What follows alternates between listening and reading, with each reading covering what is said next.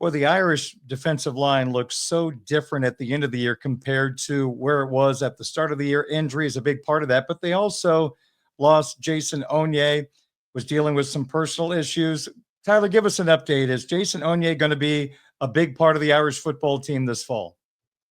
I hope so, because it's not like Jason Onye, until whatever happened in the fall brought him away from the team or took him away from the team. That's another issue entirely. But for most of Jason Onye's career, it was, hey, Howard Cross and Riley Mills are in front of you on the depth chart, and there's not much we can do about that. He was actually a pretty good reserve in some of these last couple of seasons, kind of like the Gabriel Rubio role, right? And Rubio had, a personal thing that took him away from the team as well. So really similar situations there. But as it pertains to the on-field stuff, it was, these guys are probably going to play in the NFL. They were, representing Notre Dame at the NFL Combine a couple of weeks ago. Those are the guys that are ahead of you. There's not much you can do about that. Now they're gone. And you hope that everything is right in Jason Onye's personal world, because, there is a clear path to playing time for him. And if he gets his mind right, and if he invests everything that he needs to invest into being a big-time contributor for this football team, I think he can be. Now, obviously, Notre Dame went to the transfer portal and got Jared Dawson and Elijah Hughes to kind of bolster the middle of that defensive line. We'll see where Jason Onye is in relation to those guys in the depth chart in the spring. And then I mentioned Gabriel Rubio, Donovan Heinisch is still around. And then you have some younger guys like Armel Mukam, Sean Sevillano, Brennan Vernon, some of those guys trying to work in. So there's a lot of unknowns, and Jason Onye is a part of that in the middle of the Notre Dame defensive line. But he's been around for longer than any of those guys that I mentioned. So now's the time. Cross, Mills, they're gone. Onye, you're back. You're here. He's worked through his personal things to a point of being able to participate in the spring. Now let's see what he does with those spring reps and see if they translate to the fall. Tyler, let's put aside the quarterback competition for a second and discuss other important position battles.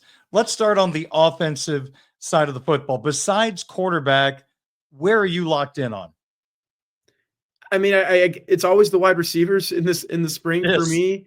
And you have a couple of guys in Jordan Faison and Jaden Greathouse who are coming back, and you're saying, okay, yeah, they're probably going to start. And then Malachi Fields is unlike anybody else on this Notre Dame football team in terms of the size, what he can do in the boundary.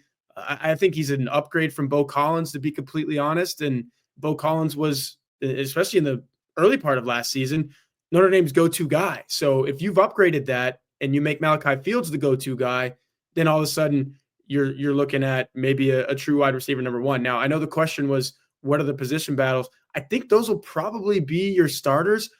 I'm mentioning the wide receivers because I want to know who's there in the two deep. I'm tired of Notre Dame being a team that rolls out starting wide receivers, and those are the guys, and they're still not contributing as much as they need to, right? It's always been a deficiency at that group. Are there any two deep guys? Will Pauling, he's one of the guys on the injury report, by the way, that we talked about earlier, who's going to be a little limited, but he's still going to be participating in spring ball. Like Will Pauling, maybe some of these second-year guys, Micah Gilbert, Cam Williams. Is there a freshman who comes in? Maybe it's Elijah Burris, Jerome Bettis Jr., who just and I get it, Gilbert was one of these guys last year and it didn't translate to the fall, but Darren, we're looking for guys who can come in and just play and just catch passes and be there for a starting quarterback who is going to be starting for the first time. Stephen Jelly has started once, but whoever's the starting quarterback for this football team is going to be a full-time starter for the first time. So I'm looking at the wide receivers. Is there anyone in the two deep outside of the top three that I mentioned that can supplement and contribute and be consistent for this football team? Because outside of that, the offensive line, you kind of know what you have there, especially on the tackles.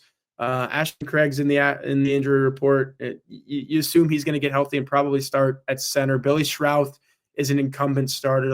You kind of know what you have there. Now, that's what you say every single year, and then there's always some curveballs. We saw them last year in the form of Anthony Knapp and Sam Pendleton. So there are going to be some position battles there that you look further into as well. But it always, always, always circles back to wide receivers for me in spring ball.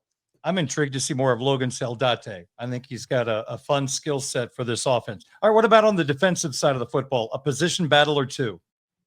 Yeah, let's go back to the defensive tackles for a minute because I just want to know how everything sorts out there. Like, is it as simple as Gabriel Rubio, Donovan Heinisch are your starters, and then we'll figure out who the rest are? Or one of these transfers, two of these transfers, Dawson, Hughes, like, can they come in and be contributors, maybe even starters right away? We're gonna have to see. And then we spent so much time talking about Jason Onye. He hasn't spent all of this time getting back to just stand on the sideline. I think he's going to be a factor. I want to know how it kind of sorts out in the middle. But then the safety spot that I mentioned with Jalen Stroman not being able to participate in spring ball, is that Luke Talek? Is it Jadon Blair? Is it Tay Johnson, Kennedy Urlacher? There's so many guys going for that one spot. I want to know who it is. Like, is Luke Talek a guy who, former walk-on, can all of a sudden become a starting safety at Notre Dame? Huge shoes to fill, whoever it's going to be with Xavier Watts.